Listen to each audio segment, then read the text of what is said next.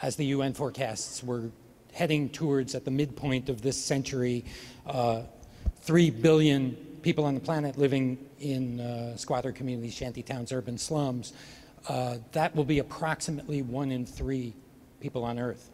Some at least are beginning to regard the growth of shanty towns, a highly visible consequence of rapid urbanization, as more than just a nuisance that needs to be cleared away in the same way as the slums of our British cities were cleared in the 1960s. Because nobody know what a slum means.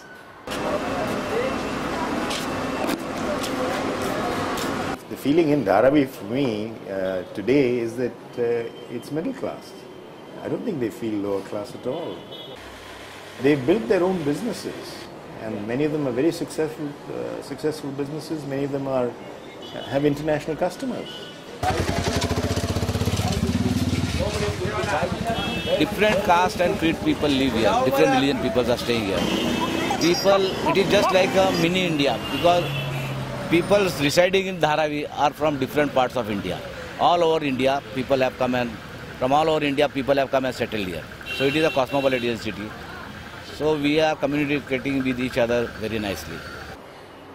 Here you are talking about a living city and a vibrant economy, and you are trying to change without taking that economy into consideration.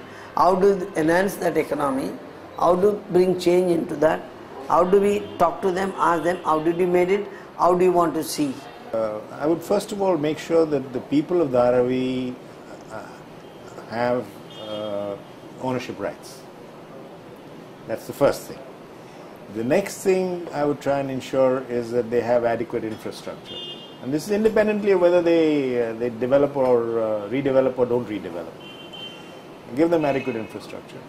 And then encourage the community to come up with plans for their own redevelopment. Of course, nobody goes back from Mumbai to their native place till at least retirement time, because Mumbai is a place in India where nobody dies of hunger, as they say. So everybody comes for bread and butter, and therefore every day there's a lot of migration to Mumbai. They're determined to make money out of this project, and they're not looking at the densities.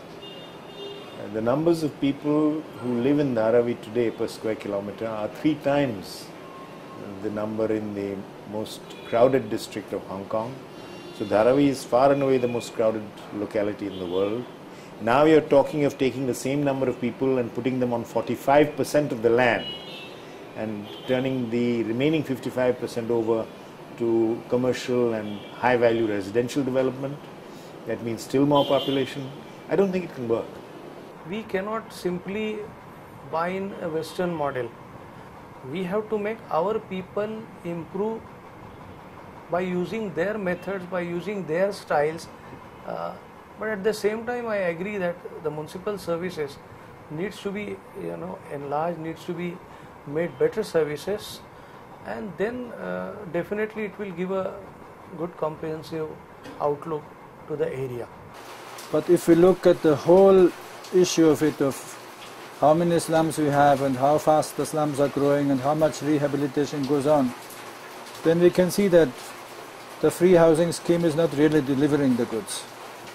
The slums are still growing faster than what is being, the rehabilitation process cannot catch up. So we will go on rehabilitating for the next decades that are before us, because the slum problem in that sense does not end, it will just continue. Discuss with the people. And Dharavi is an entirely different slum than any other slum in the world, I can say. It's entirely different. A little bit more? How it is different? Yeah, it is a different, because see here, I mean, say 75 years back, it was a complete barren land.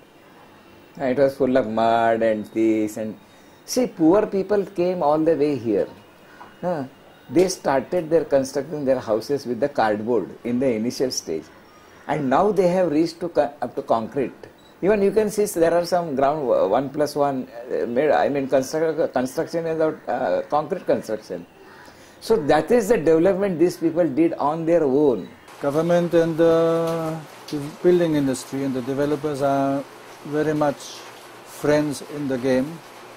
So policies are usually made in order to benefit both the sides maximum.